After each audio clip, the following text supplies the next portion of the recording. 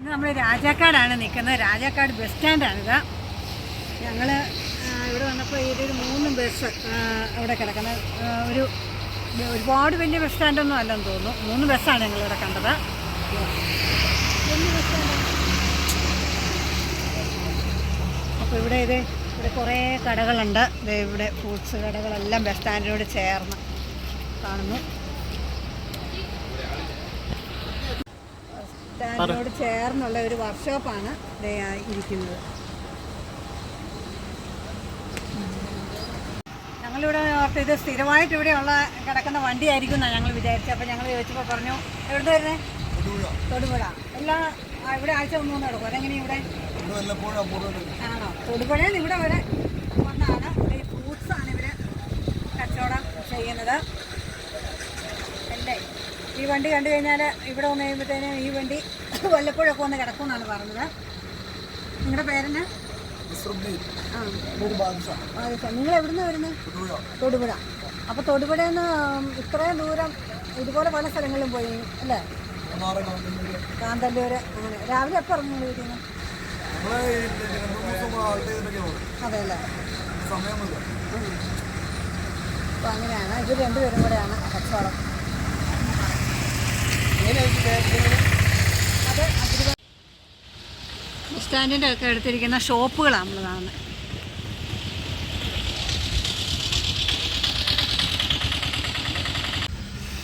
Hello guys, നമ്മളിന്ന് Rajakkad bus സ്റ്റാൻഡിനോട് സമീപം ചേർന്നിരിക്കുന്ന അതേ വർക്ക്ഷോപ്പിൻ്റെ ഒരു കാഴ്ച കേട്ടോ കണ്ടുകൊണ്ടിരിക്കുന്നത്. ഇവിടെ രതീഷ് പിക്ക്, ഞാനിവിടെ വന്നപ്പോൾ ഈ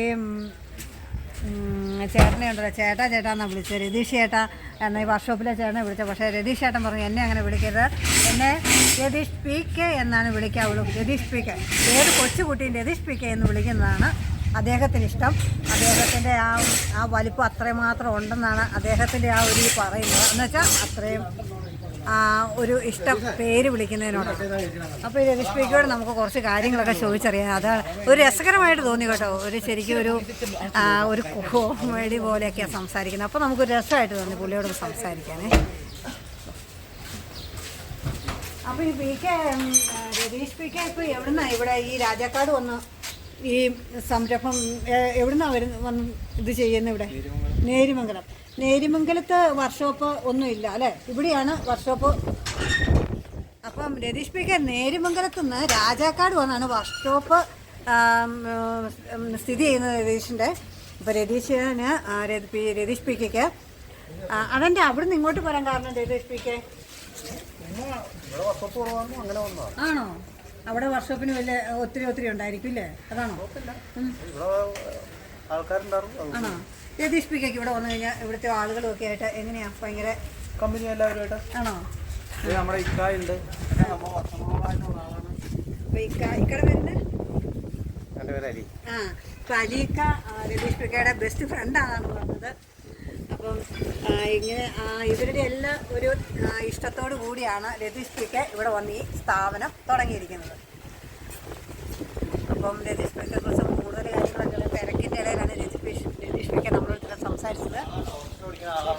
ഇവിടുത്തെ ഓട്ടോറിക്ഷ ഓടിക്കുന്ന ആളാണെന്നാണ് പറഞ്ഞത്. ഇവിടെയാണ് താമസിക്കുന്നത്. അതെ അല്ലേ? അപ്പം ഇവിടെ ഈ വർക്ക്ഷോപ്പ് ഞങ്ങൾ ആദ്യമായിട്ട് കാണും. വർക്ക്ഷോപ്പ് വർഷങ്ങളായിട്ട് എല്ലാവർക്കും അറിയാവുന്ന വർഷം എല്ലാവരും ഇവിടെ പണിതുകൊണ്ടിരിക്കുന്ന എല്ലാവർക്കും അറിയാവുന്ന. എത്ര വർഷമായി ഇവിടെ ഈ വർക്ക്ഷോപ്പ് തുടങ്ങിയിട്ട്? 10-15 വർഷത്തിൻ്റെതായി. അതെ അല്ലേ? എത്ര വർഷത്തെ സർവീസ് ഉണ്ട്? അവരൊക്കെ അറിയാൻ പാടില്ല. അത് കൂടുതലാണ്.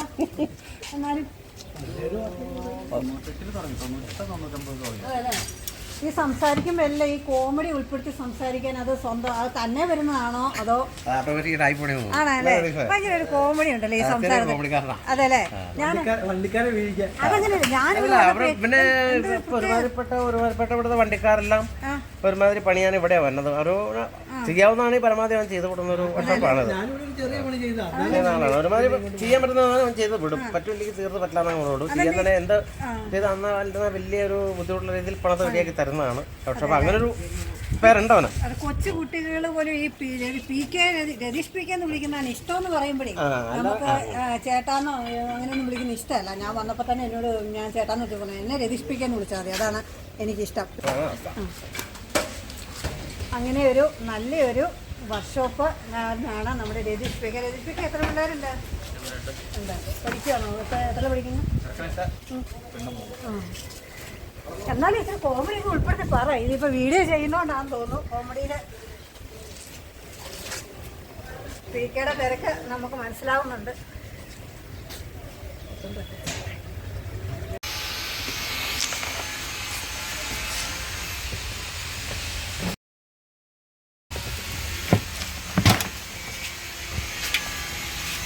ചേട്ടാ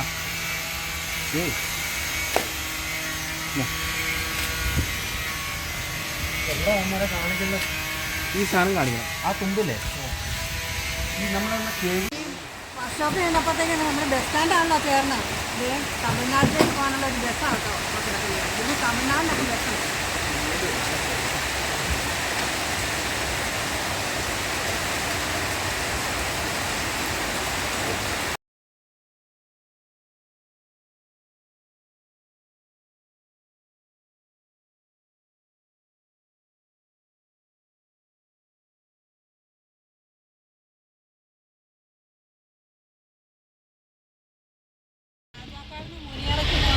പോകുന്ന വഴി വന്നപ്പോഴത്തേനും നല്ല മഴയാട്ടോ.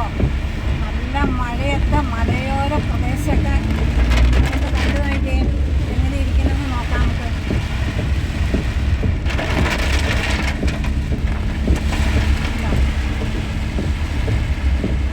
വല്ലാത്തൊരു അന്തരീക്ഷമാണ്. നല്ല മഴ എന്ന് പറഞ്ഞാൽ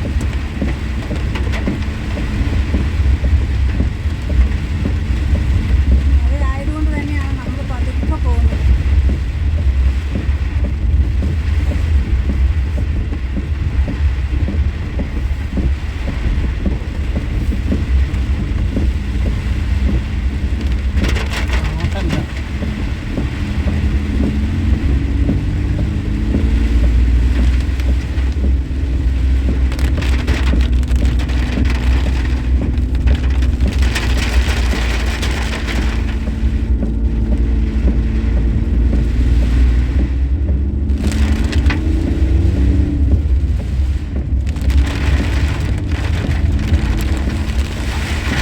ഇപ്പോൾ എല്ലാം കാണാമോ?